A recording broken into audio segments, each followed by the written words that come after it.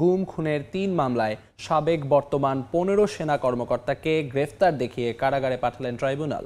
পলাতক শেখ হাসিনা সহ বাকিদের হাজির হতে পত্রিকায় বিজ্ঞপ্তির নির্দেশ দেওয়া হয়েছে। এই মুহূর্তে ট্রাইব্যুনালে আছে সহকর্মী আফজাল হোসেন। সরাসরি যাচ্ছি তার কাছে। বর্তমান সেনা কর্মকর্তাকে এরই মধ্যে আন্তর্জাতিক অপরাধ ট্রাইব্যুনাল ১ কারাগারে পাঠানোর আদেশ দিয়েছেন এবং এরপরই chief prosecutor advocate Tajul Islam কথা বলেছেন গণমাধ্যমের সামনে।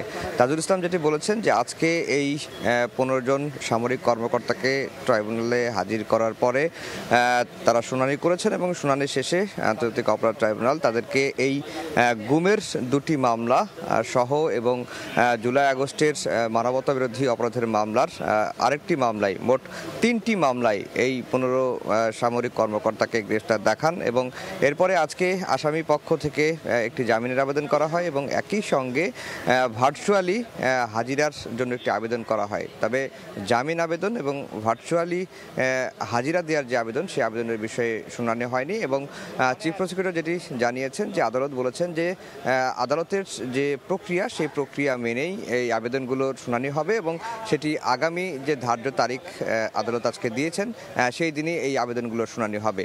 তো এখন যেহেতু আসামিদেরকে কারাগারে পাঠানোর নির্দেশ দিয়েছেন ট্রাইব্যুনাল, তারা আসলে কোন কারাগারে থাকবেন সেই প্রশ্নটি এসেছিল এটিও চিফ প্রসিকিউটর অ্যাডভোকেট তাজুল ইসলামকে করা হয়েছিল। তাজুল ইসলাম বলেছেন যে আদালতের কাজ হচ্ছে তাদেরকে কারাগারে পাঠানো, তবে কোন কারাগারে থাকবেন সেটি ঠিক করবে কারা কর্তৃপক্ষ অর্থাৎ স্বরাষ্ট্র মন্ত্রণালয়।